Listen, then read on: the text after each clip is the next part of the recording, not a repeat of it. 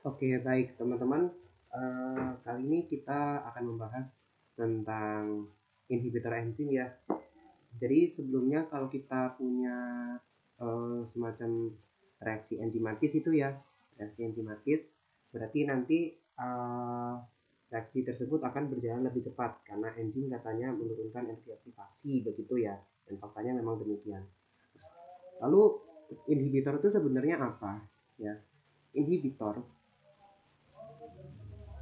Inhibitor itu bisa dikatakan adalah semacam senyawa ya yang dapat menurunkan nah, menurunkan kerja enzim. Nah, menurunkan kerja enzim atau menurunkan aktivitasnya. Sehingga apa dampaknya? Dampaknya dari ini adalah enzim masih bisa bereaksi dengan substrat. Namun nanti laju reaksi laju reaksi akan menurun. Nah, laju reaksi akan menurun. Jadi inhibitor ini sebenarnya adalah semacam pengganggu ya, pengganggu dari enzim yang menyebabkan laju reaksinya itu akan turun. Nah, sebenarnya bagaimana sih inhibitor ini bisa ada? Jadi kita ketahui bahwa reaksi enzim itu adalah reaksi yang mempunyai istilahnya itu feedback mechanism ya, feedback mechanism. Nah, feedback mechanism itu yang seperti apa? Jadi kalau misalkan kita punya reaksi A menjadi B itu ya, itu dia punya enzim tertentu. Terus reaksi B menjadi reaksi C juga punya enzim tertentu. C ke D punya enzim tertentu. D ke E punya enzim tertentu. Sampai ke misalkan produknya adalah F. Nah, si F ini dia bisa kembali lagi ke awal dan mempengaruhi kerja dari enzim yang mengikat substrat A dan menghasilkan produk B. Begitu.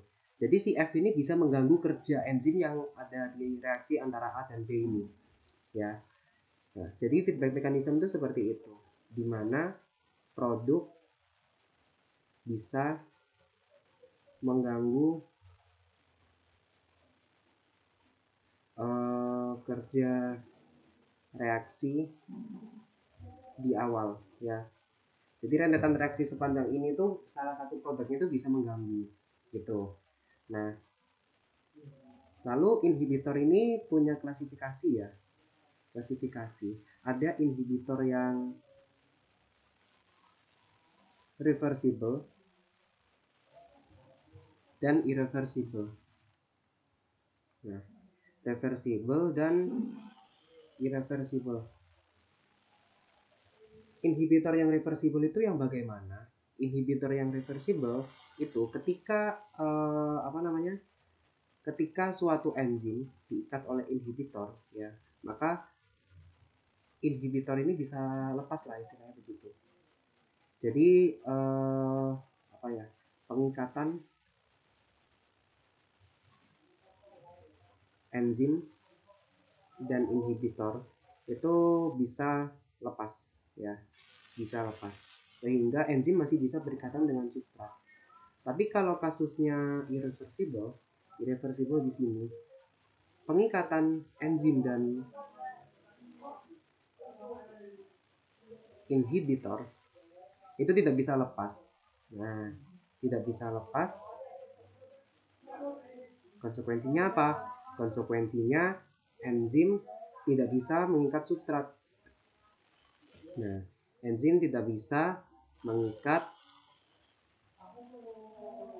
substrat. Nah, enzim tidak bisa mengikat substrat.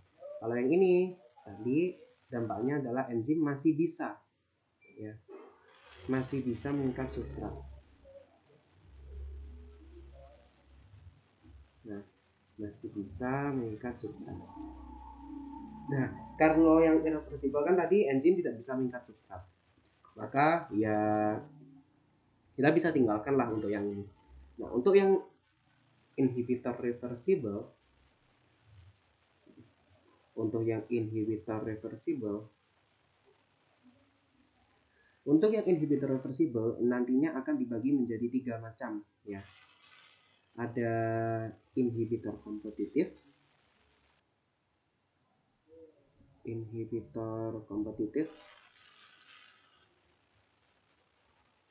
kemudian ada inhibitor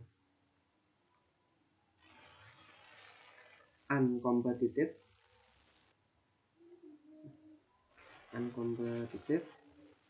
kemudian ada inhibitor